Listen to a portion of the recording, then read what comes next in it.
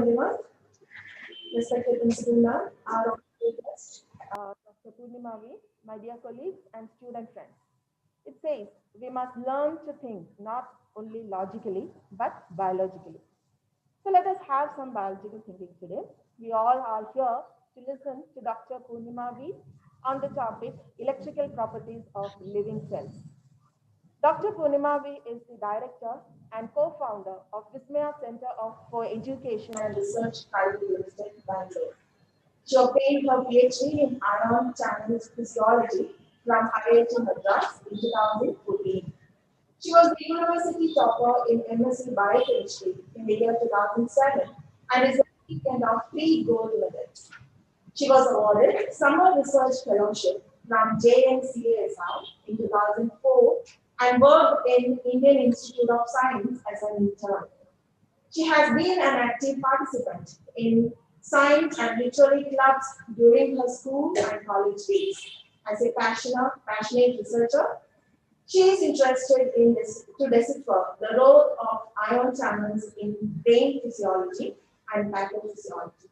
Her work on a gap junction protein, pennexin 1, and cholinergic receptor P2X7 has received high number of citations in international journals in a very short period of time. Her work was selected for the well-known Gordon Research Conference on ion channels in 2010. She has been awarded BPT Research Association in 2017 and DST Women Scientist Research Grant in 2018. She has published research articles in reputed international journals.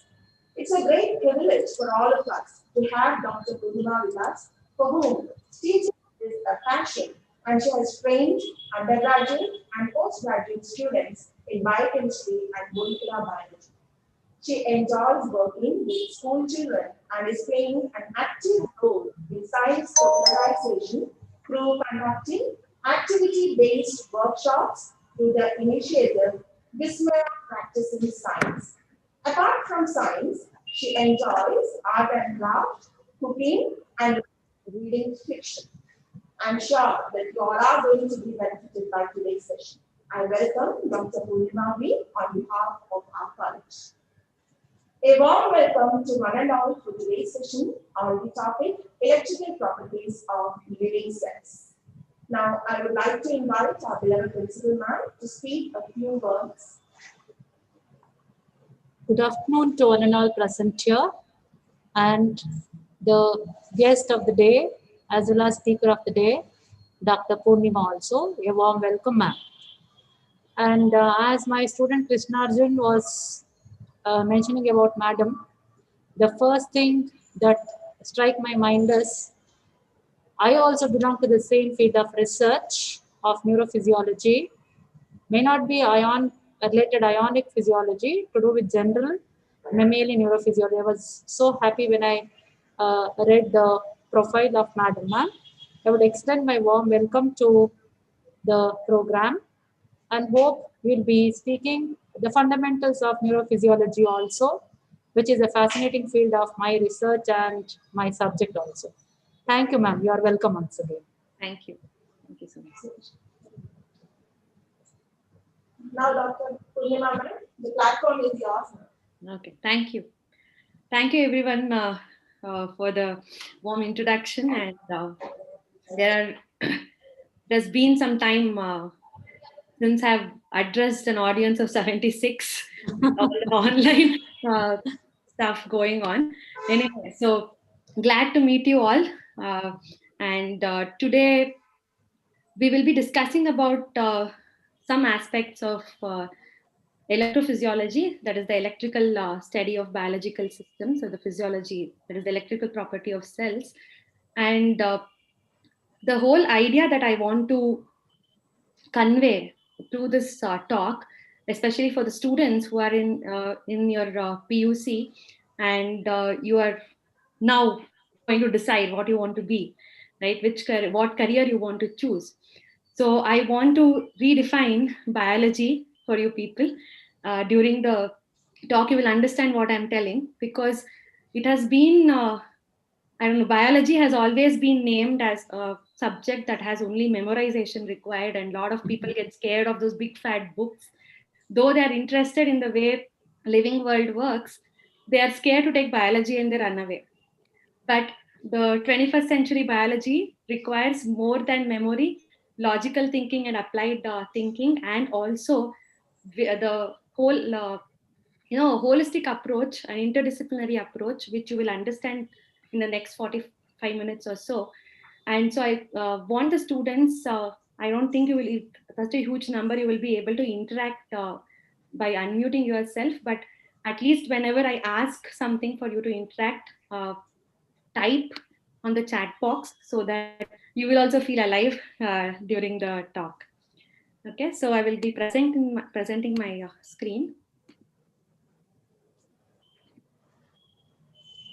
Is my screen visible? Yes. So when I talk about electrical properties, what is that comes to your mind as soon as I say there is electrical activity in any living organism for that matter? What is that one word that comes to your mind? Can you just type it?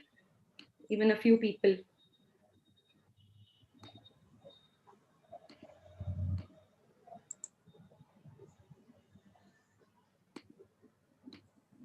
Anyone? As soon as you say, you would have read about the topic before attending this talk, and what is that thing that came to your mind as soon as we said electrical activity in living organisms? Nerve impulses. So the moment we ask a question, it is our nerves that get activated, and it is the electrical impulse that makes us think and talk and answer, right? So we all know that nerve impulse is due to electrical activity, and our body is quite what do you call, it has a lot of electrical wiring and stuff. And what other organ can you think of which is related to electrical activity? It's not that every cell has its own electrical activity, but when you think of physiology that you have learned, apart from nerve impulses, where else do you see electrical activity? You can send the message to everyone. You can change the setting to everyone in the group so that all of them can see your message.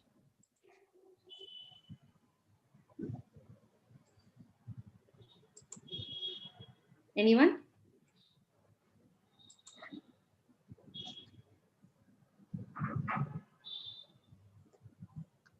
Can the teachers also answer, ma'am? Yeah.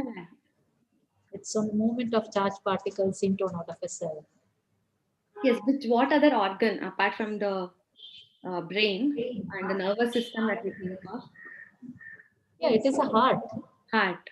Yeah. So cardiac activity is also electrical activity. So when we think of electrical activity, there are two things in diagnostics also that comes to our mind immediately. That is ECG and EEG. Right? We remember those pictures we would have seen with electrodes put on our brain or on our chest, and we would have learned about cardiac physiology and nervous system in your classes also. But are only animal cells that are electrically active, or do you know of any examples of plants that show electrical activity?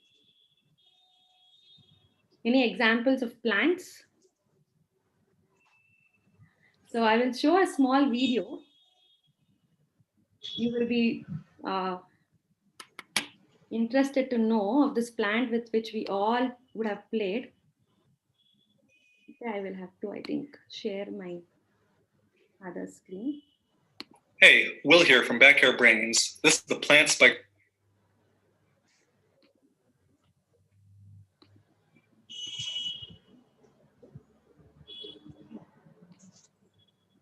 So are you able to see the screen?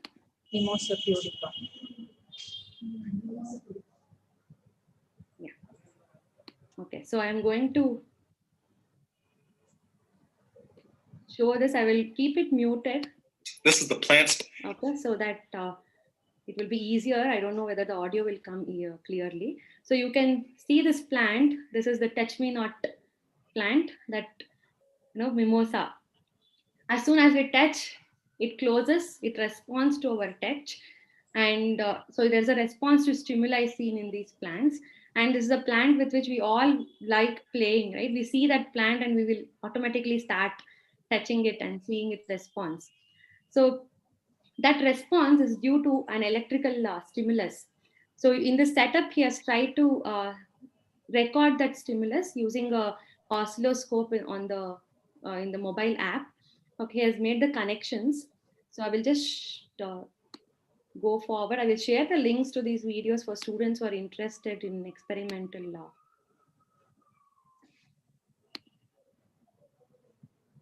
Okay. So you will see a flat line when the connections are done.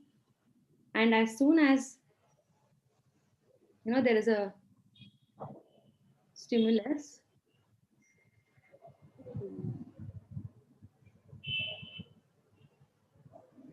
it's finishing the connection. Yes. So all this is noise that you're getting because it's touching the wires. But once he establishes the connections, it flattens out.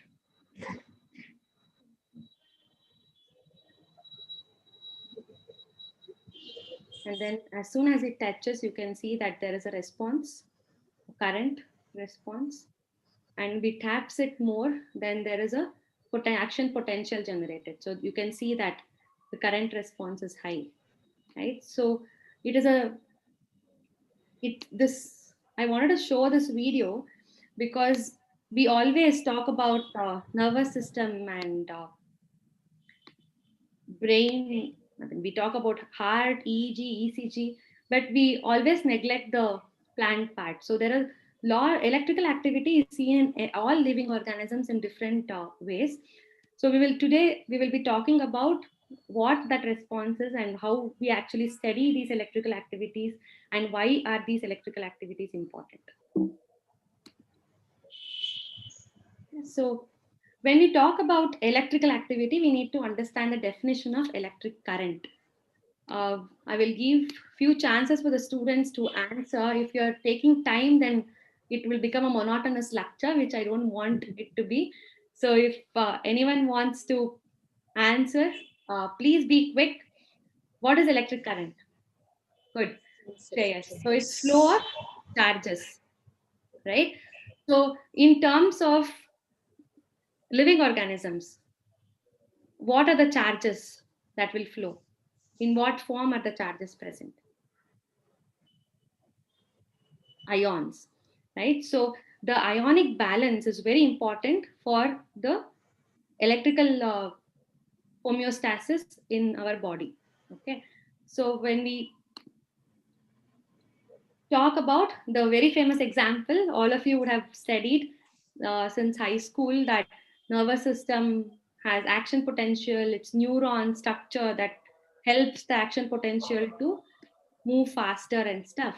So here it is basically the ion movement across the membrane. You would have studied that it is the sodium ion movement, potassium ion, which are two major ions that play their role in action potential generation. So when we talk about ions moving across the membrane, right? So the membrane is separating the inside and outside, right? Intracellular fluid and extracellular fluid. And there is a difference in concentration of these ions. So if the ions have to move across the membrane, there should be some gates that should open, right? So the whole electrical property of the cell depends on the selective permeability of the membrane. So the cell membrane, as we all know, is made up of lipid bilayer. So lipids are insulators, they hate water, they're hydrophobic. So they can't allow any hydrophilic molecules to pass across. So ions will not be able to pass through the membrane. So we need special structures for that. So the selective permeability of the membrane makes it a challenge for movement of ions. At the same time, it secures the cell so that the homeostasis is not lost. So these gatekeepers, which see the movement of ions across the membrane whenever it's required, are the ion channels. Okay, so these are the proteins that are transmembrane proteins, which have a path through which the ions can pass through a channel. So it's ion channel, and it is not that they're always open. Some ion channels open, some ion channels respond to stimuli and then they open. So their activity is regulated. So when we try to compare this, apart from the ion channels, even there are gap junction proteins. You would have studied about cells when you study about cell-cell interaction and stuff. Gap junctions are those junctions between the cells. So, right, so if you have one cell here and the other cell here, there are junctions between these cells that allow exchange of intracellular fluid between the cells. I've shown a very huge gap here, but it will not be that huge. They will be almost next to each other with the protein. There is a protein here that will form a channel between them, a passage between them. So those are the gap junctions. So ion channels help in movement of ions across the membrane, cell membrane, while gap junctions allow the current to flow between cells. So both these form a very important aspect for regulating the electrical activities in our body. Why have I picked up ion channels and gap junctions? If you have listened to the introduction, my research is on ion channels and gap junctions, and I studied particular ion channel and its interaction with one gap junction protein during my research, especially during my PhD. Later, I have been interested in other ion channels and other research activities too. So I will be talking about how these ion channels function and what is the technique that we use in research labs, which to study the functioning of ion channels. It's fascinating to see the nanoscale electrical circuits that function in our body. Okay. So there are different kinds of ion channels. They respond to different kind of stimuli. So some are always open, right? Some are voltage gated. That means the membrane, the voltage of the membrane across the membrane should vary. Then only they open. Some are ligand gated. Ligand is something, a molecule that will come and bind to that. And when that molecule binds to it, the channel opens. So the ligand can be ATP, it can be hormones, it can be many kind of molecules which can bind. So there will be a binding slot on the ion channel. And as soon as the thing binds, the ligand binds, the gate opens. Another one is a very interesting thing, mechanically gated. So what does that mean? If you put any pressure on the cell or the cell experiences any kind of shear stress, right? Mechanical stress, the channel opens, right? So there are numerous ways that body can, feel the stimulus and respond to it. So even if, for example, the mechanical gates can open when the cell swells, in case there is fluid accumulation inside the cell, then there is osmotic potential change, and that creates a pressure on the walls because it's swelling. That opens mechanical gated channels.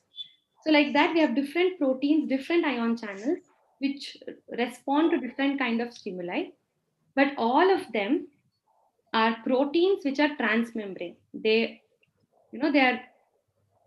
are like they connect the inside and outside of the cell. Okay, it's not half fitted into the membrane, it is completely inserted into the membrane. And all these proteins have a path that is favorable for the ions to pass through. Very interestingly, you would have studied about the sodium channel, potassium channel in the nerve impulse transmission. So when we say that it is sodium channel or potassium channel, they are specific channels. Okay, so it's not that any ion can pass through. If it's a sodium specific channel, then the path is such a way that only sodium can pass through it. Okay, potassium cannot. Potassium is larger than sodium, right? If you remember your periodic table, potassium comes below sodium in group 1, right? So it is larger in size. So the channel size will be smaller that potassium cannot enter. Only sodium can enter. So that kind of high selectivity is maintained in nature. At the same time, you have channels which are non-specific. Any cation can enter. Okay, so those channels will be bigger in size. There are channels where only anions can enter, right? In case of gap junctions, it's so big, not this big in the context of a cell, that allows lot of ions to pass through, whether it is positive, negative, it forms a big pore. So like that, we have different kinds of ion channels and junctions on the cell that helps in selective permeability and movement of ions. And whenever the ions move, there is a electrical current that is generated, and there is activity, electrical activity that is then transmitted to the brain, through different neurons. Okay, so now we have been talking about ion channels allow current to pass through. So current is in the form of ions. But can we now link all this to understand how a cell can be modeled as a circuit, electrical circuit? So if you can recollect your electricity chapter, right? We are moving, if you observe, we need to know chemistry to understand ion charges. Even the size of the ion channel is selective for particular sized ions. And now we need to know the physics, the electrical aspects of what are the components of a circuit. What are the components electrical circuit has? If we know those components, you can type in the chat box. Then we can discuss on which part of the cell membrane can represent the circuit, that part of the circuit. So what are the different components of an electrical circuit? In electricity chapter in physics, you would have studied circuits. Battery, switch, wire, resistors. Okay, any other components? Good. Yeah, ammeter will measure. Good. Then bulb. Yeah, it's the function of that current. Then voltmeter to measure voltage. Fine. Capacitors. Galvanometer, inductors. Okay. So we have almost all the components listed. So if you have to have a simple circuit where you need to have an electromotive force that will give the energy, right? The battery. Then we need a resistor or a conductor that will regulate the current flow, right? Yes, Chaya, rheostat. I think whatever we require to understand the membrane circuit, we have got all these components. So I have continued. Okay.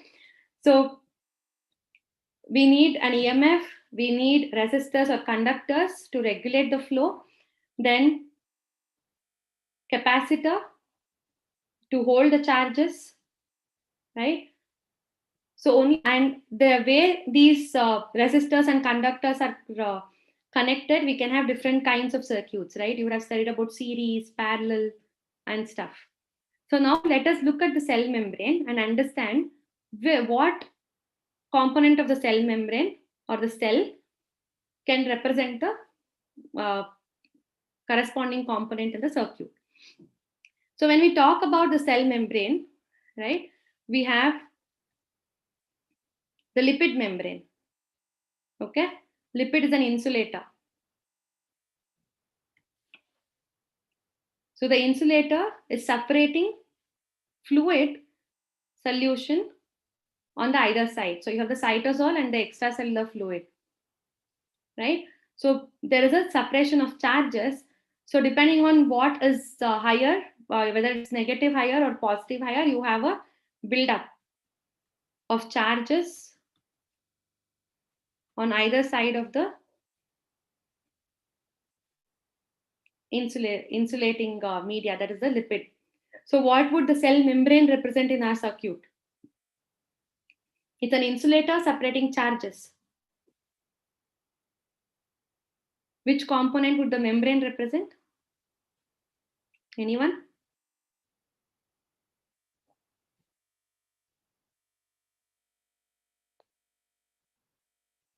No, it's an insulator, so it cannot be a conductor.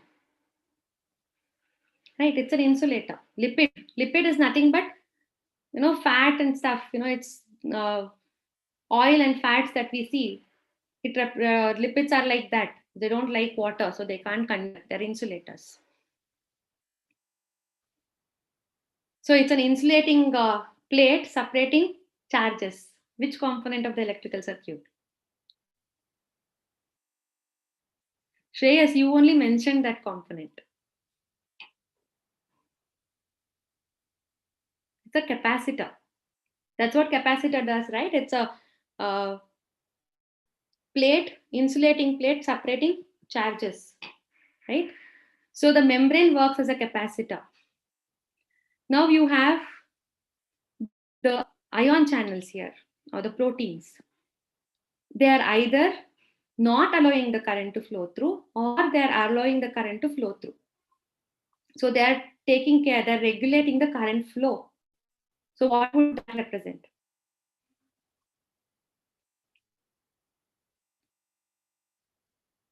So something that regulates the current flow is either a resistor or a conductor, right? So we can either call it as a resistor or a conductor in the circuit. But we will see there is a small change in than the circuit that we build at home when it comes to the cell circuit.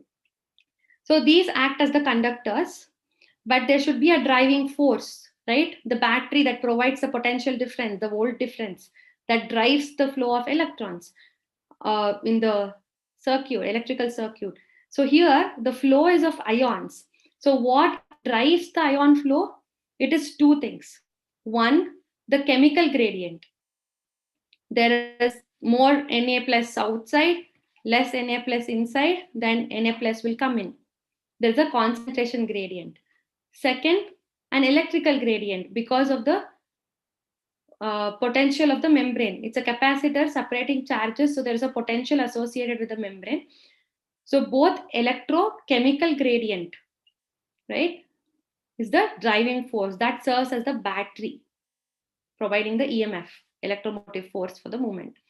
So now let us see how it can be represented as an equivalent circuit, right? So you have inside of the cell, outside of the cell, right? So you have the different ion channels or the conductance. They have put an arrow here. What does the arrow represent on a resistor? It is a variable resistor because it depends whether it is open or closed, right? So it is a variable resistor. It's not a constant resistor. Okay. Then there is EMF. There's the electrochemical gradient across the membrane, right? So it is between inside and out. So you can see that all these components, the EMF and the conductors, are in parallel with the capacitor, that is the membrane. So you have the capacitor here and you have each ion channel. So whenever it is in parallel, right? If you put it in series, what would happen? If one ion channel doesn't work, if there is no EMF for one ion channel, everything will not work. So that it doesn't fit into the model. So all these needs to be connected in parallel, then only the activity of the membrane can be depicted. So you have the capacitor in parallel with the conductor and the electromotive force. So you can see that there are 4 ion channels here, K plus channel,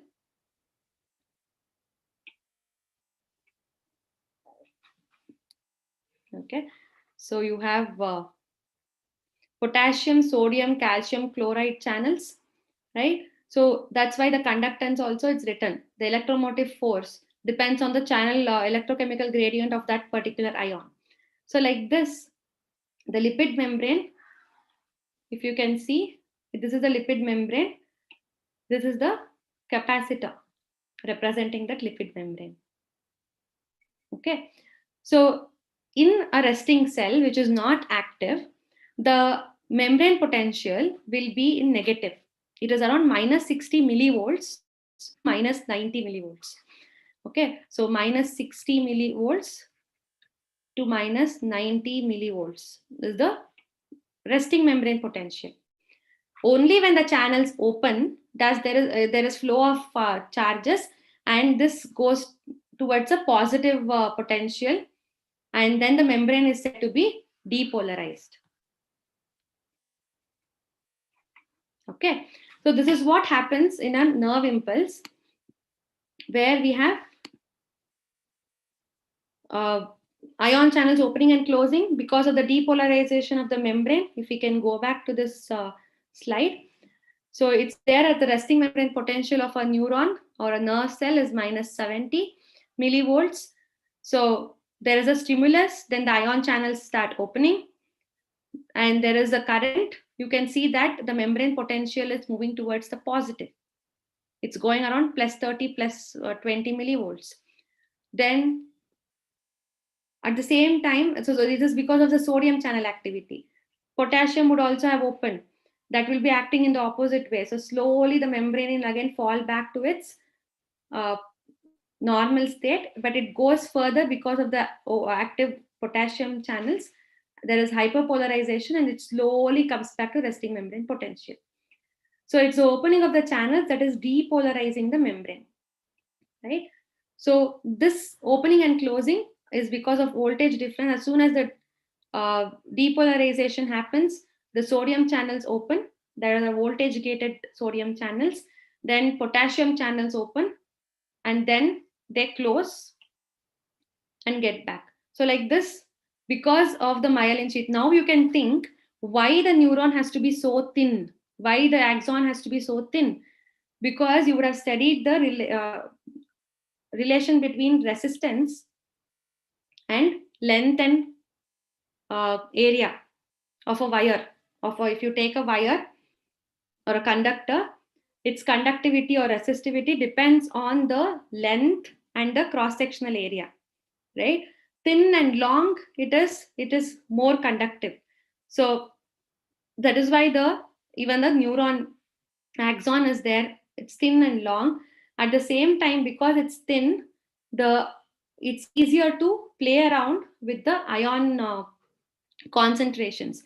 A small change in ion concentration will have a huge effect. At the same time, you also would have studied that the myelin sheath, right, which is an insulating membrane which covers the axon. So there is only small gaps where the ion exchange can happen. Therefore, the current literally jumps from this junction to the other. It's like why we insulate wires, houses, so that there is no leakage or there is no loss of current. So this makes it faster and more efficient to conduct the impulse. The impulse can carry on and reach the next neuron. So this is how the membrane can be modeled as an electrical circuit.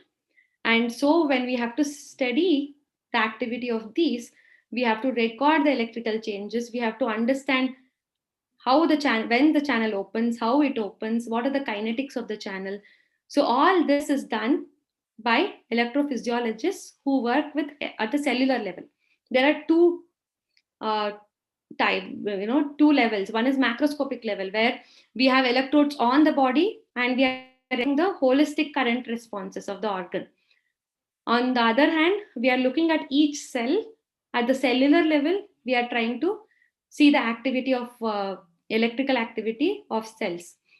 That becomes cellular level. So it's microscopic, right? So my research has been on the microscopic aspect of it. So the talk would be more on that, because it's important for designing any therapeutics or to understand any malfunctioning of the neurons or heart cells, both which are the electrical homeostasis is very much important. It becomes important to understand at the cellular level. Only then will we understand how the cellular level changes will affect the overall functioning of that organ. Are you guys with me? Yes?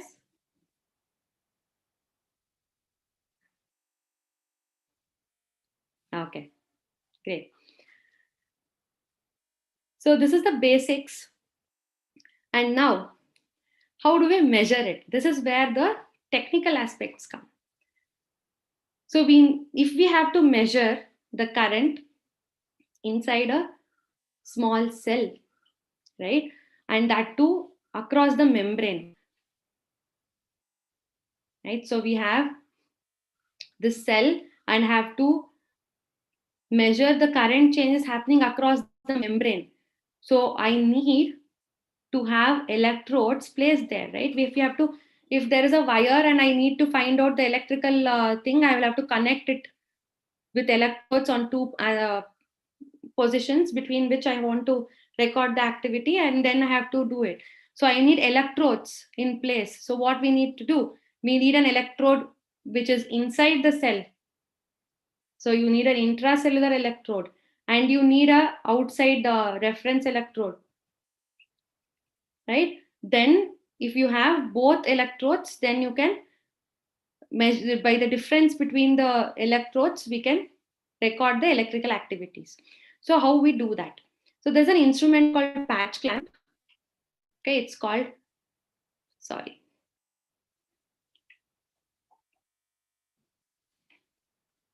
It's called a patch clamp, which is an instrument that is used to record currents at the cellular microscopic level. And there are around, when I was doing my PhD, between 2007 to 2014, when we started in 2007, there were only 4 labs in India who had patch clamp, and out of that 2 were in Bangalore itself. So Bangalore is a blessed place for people interested in biology. A lot of biology research happens here. So there were only 4 labs, but now there are, I think, around 10 labs which work on cellular electrophysiology in India. So patch clamp is a technique which needs a little practice because we need to, maneuver a very micro scale regions. So it has special components. So this is a microscope. This part, what you're seeing here, it's the microscope. You can see that there is a small plate-like thing here. That is where the cells are cultured. Okay, the cells which we need to, either it is from, if the tissue is taken or cells are cultured on that plate and then it is taken. So they are focused using the microscope. But to insert the electrodes where we want them, right, it's very hard. We need to do it under the microscope, looking under the microscope. So there are manipulators which help us move the electrodes in very small what you call in micrometer range. Okay, so those manipulators are linked to at the end they have pipettes like this, glass pipettes, basically capillaries. You would have seen glass capillaries. They are heated and pulled so that the tip becomes very, very, very narrow. The diameter of the tip would be around 2 micrometers. The cell size is around 20 micrometers. Diameter is a cell size. So these will be 1 to 2 micrometer tips. Hole will be there at the end. Okay, so this glass capillary is filled with liquid because we need electrolyte solution, no? Otherwise the current will not be complete. And then an electrode will be put into that liquid. So this is the intracellular electrode, this one, okay, which is connected to amplifier and for the recording purposes. So there is a solution here which resembles the intracellular fluid in our cells or whatever cell we are studying. And then you have an electrode placed inside. Okay, so how do we insert it? We actually make that glass pipette tip touch the cell membrane, apply pressure suction so that the pipette and the membrane between the pipette and the cell that breaks open. This region, it has broken. So now the solution inside this glass pipette and that cytoplasm is in continuity. It's continuous. So this becomes our intracellular electrode. So this electrode is now equivalent to be, immersed inside the cell. The other electrode, the reference electrode, is put in the outside solution. This represents the extracellular fluid in our body. Okay, so this fluid will have one more electrode that is grounded, that is connected to the ground. So whatever we measure will be with reference to the ground. As soon as you ground it, it's considered zero there. So whatever happens, right? So I take the cell, now I have the electrodes inserted. I want to add some chemical A and see how the cell responds to it. Okay, say it's a hormone or a neurotransmitter and apply. Then there will be some channels opening or closing, which will be seen as current. And that current will be recorded, amplified, and can be seen on the oscilloscope. It can be digitized. So the current will be in the range of nanoamperes. Maximum it goes to picoampere scale. Okay, so that scale current is then amplified and we can see it as a digitized thing. So this is how they record the activities in a cell. So what you see here is actually a neuron. This is how it looks under the microscope. And this is the glass pipette. This is like observing the patch of the cell with the pipette. This is how exactly it looks. And this is the current that has been recorded. You can see the spikes. Okay. So I will show an animation which will help you imagine what is happening at this junction. Okay. I will just share the new screen.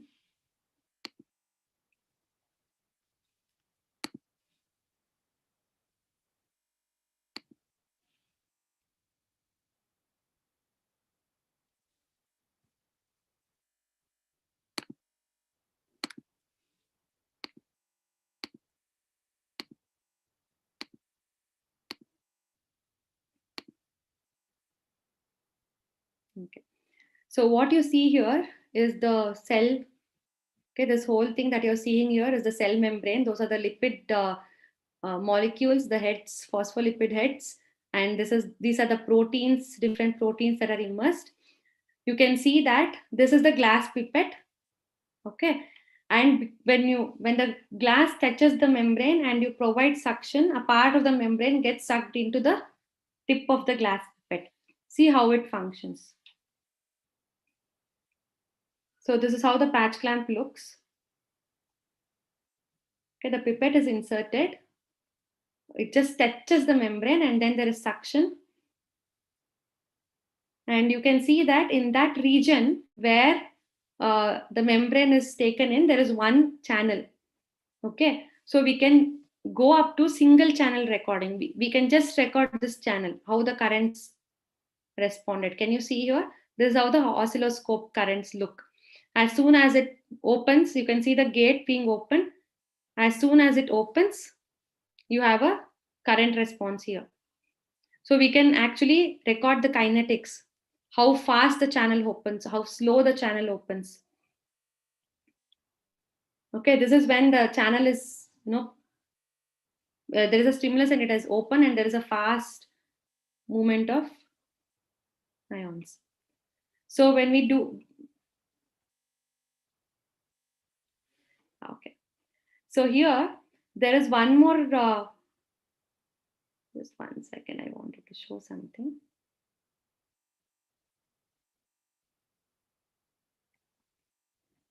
So here we can do one more thing. If we want to study, we are not interested in single channel. We want to see what is happening to the whole cell, the complete cell, what is the electrical activity. What they do, they provide a little more suction, so this membrane breaks off. Okay, then what happens? There's a hole created, but the pipette is holding it. This is a glass pipette.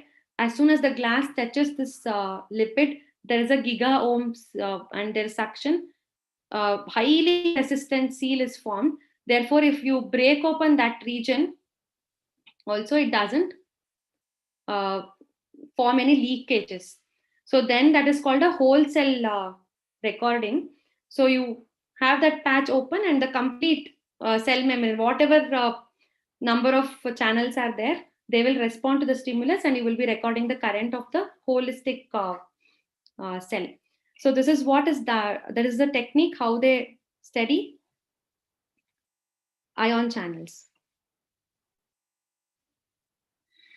Okay, so what I've tried to do in the past 45 minutes is to show you how the electrical properties are governed, what is the technique that we use, and how can we represent the membrane as a circuit. So we have not invented the circuits.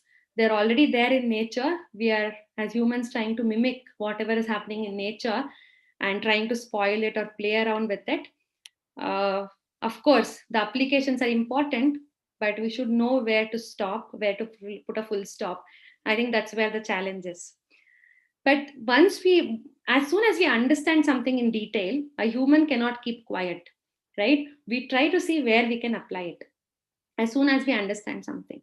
So as soon as we have understood how a cell works as a circuit, there has been a lot of research happening to use these living circuits in other applications. So I'm going to update you about some of the ongoing research which are based on the electrical properties of cells. These 3 points that I've written here is from a group in MIT. Okay, there are 3 groups in MIT who are interested in extrapolating this living circuits into applications in healthcare and other industries. So what are they trying to do? They are trying to use these. See, basically the cell is a sensor, right? It is sensing stimulus. So it's a sensor. So they can be used as biosensors. So they are trying to, use cells that can detect diseases. Okay, some chemicals will be released during diseases. There will be change in homeostasis of the cell during a disease. They are trying to use these cells as detectors of such variations that happen during disease, and make that has to synthesize a molecule that can be used as a therapeutic for that particular disease. Okay, that is one research they're doing. Okay, the other is to program them to carry out certain tasks. Okay, how can you program them? It's all in the genes. So these are all circuits that are governed by the genetic material inside the cell. So you play out the genetic material, that is the DNA, and see to that you have right proteins being synthesized, right molecules being synthesized. You can program these circuits to apply them in different applications. Then they're trying to use these cells to detect cancer. For example, say that you're growing your batch of cells in vitro. In vitro is outside in the lab. When you're growing it, you want to see if some of them have turned cancerous, right? When you're growing it outside.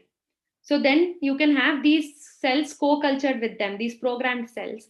They will detect any cancerous thing that is happening in the cell, in the medium, in that culture medium. And then they will respond by either synthesizing a chemical, or you can program what would be the detection of that, and you can detect if there is cancer or not.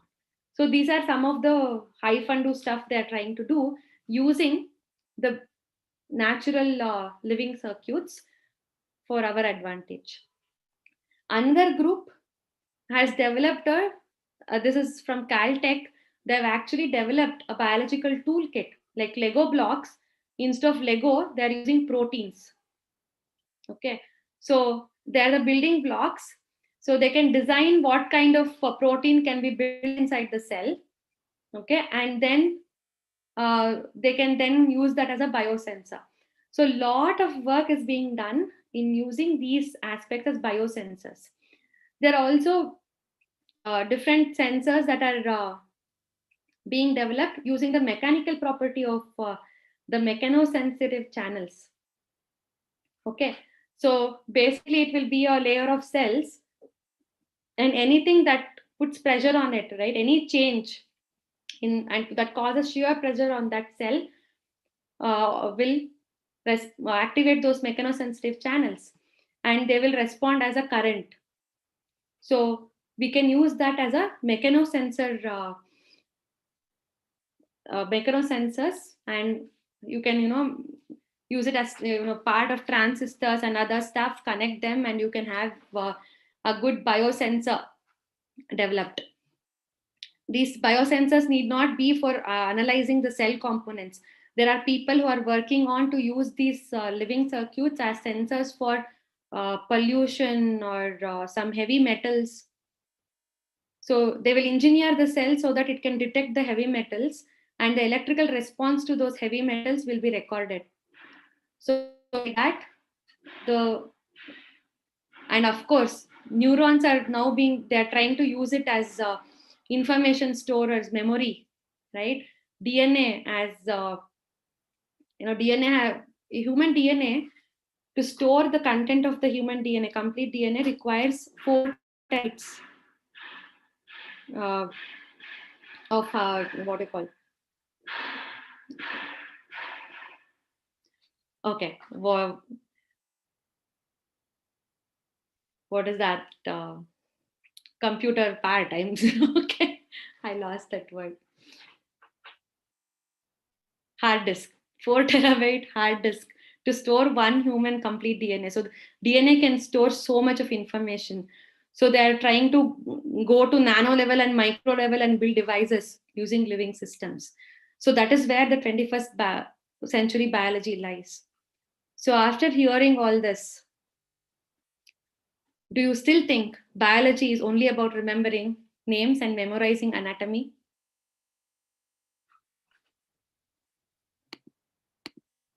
Yes or no?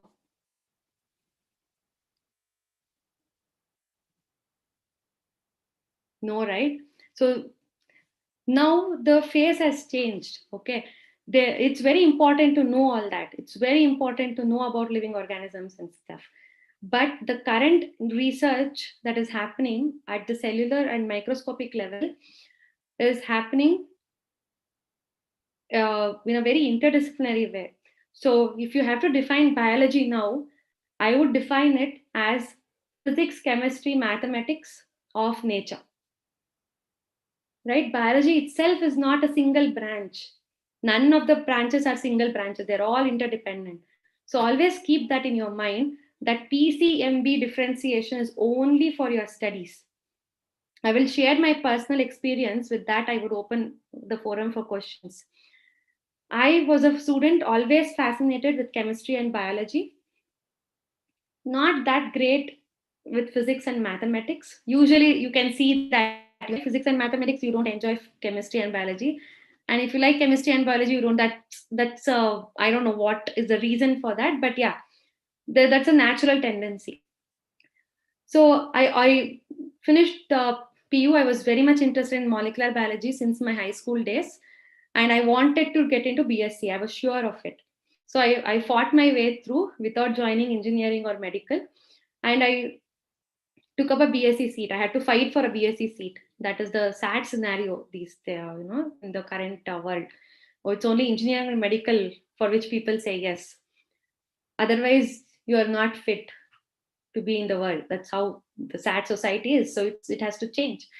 I joined for BSc, and there were no combinations with physics and maths. I was there with chemistry and biology. So I took up chemistry, biology along with chemistry, biotechnology as a combination. MSc biochemistry. So nowhere I studied physics and mathematics after my plus 12. I did very well because with chemistry and biology, I am very comfortable. So it was interesting also. I could study. I was motivated enough to go through and do well in my studies. Right. And then when I got into my PhD, we were asked to meet different professors and decide what we want to do. So I went and I met a professor. He asked me, what are you interested in? I told I'm interested in anything to do with proteins or molecular biology. He laughed and he said, whichever lab you join here, you will be working on it. I didn't understand that, because for us, it's all subjects. That's how we have grown, right? So whatever subjects I liked, enjoyed studying, I told that is where I want to work. But then I joined this lab on electrophysiology, and I had to use biochemistry. I had to understand cell biology. I had to use molecular biology every day. Apart from that, I had to measure current, so I had to be good in Ohm's law. That was the only thing I knew. Ohm's law is V is equal to IR. Nothing more than that. But I had to work on biophysics. That is the first time, I tell you, in my second year PhD, did I realize, and I fell in love with physics and mathematics. And even today, I'm trying to learn and make up for those years I lost.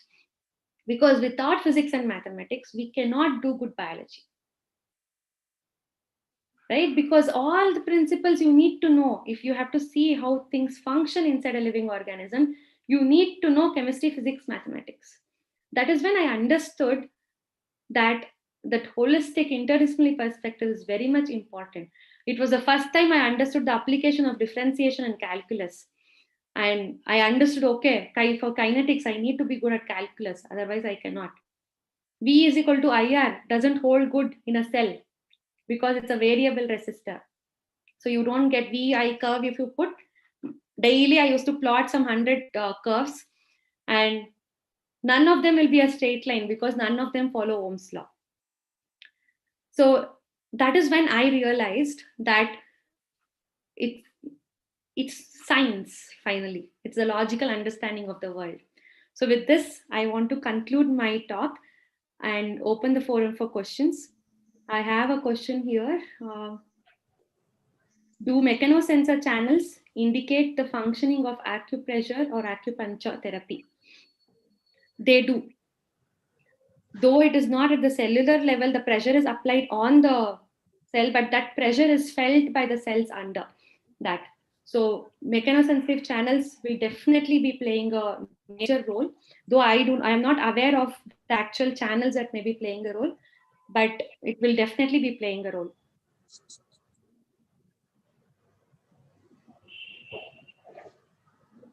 Okay. Any more questions?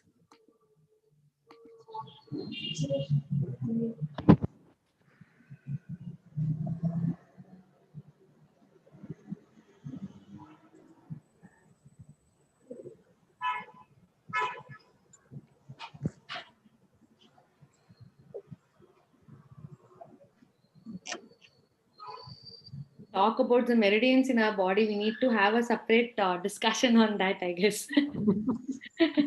It's a huge topic. So maybe we can connect offline, and I can share my email ID to everyone. If anyone is interested to connect.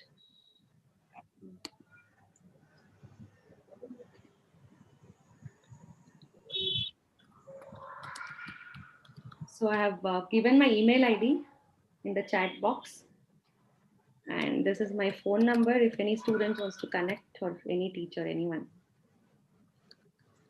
Would be happy to have a discussion.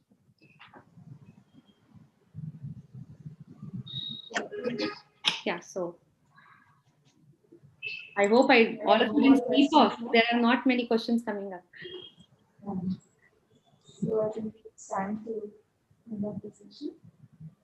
So I would like to invite my colleague, Shweta Tibi, to render the vote of thanks. Good evening. I, Shweta, from Physics Department, consider it a great privilege to propose the vote of thanks on this occasion. On behalf of our college, MES Vidyasagara, Professor M.P. Shastri PU College, I would like to thank our guest, Dr. Purnima V, on this webinar. Definitely, students got benefited from your talk, madam. I heartily thank our beloved principal, Dr. Nalini ma'am, for giving this opportunity to participate in Electrical Properties of Living Cells webinar. I thank all my colleagues and dear students for making this webinar a success. Thank you one and all.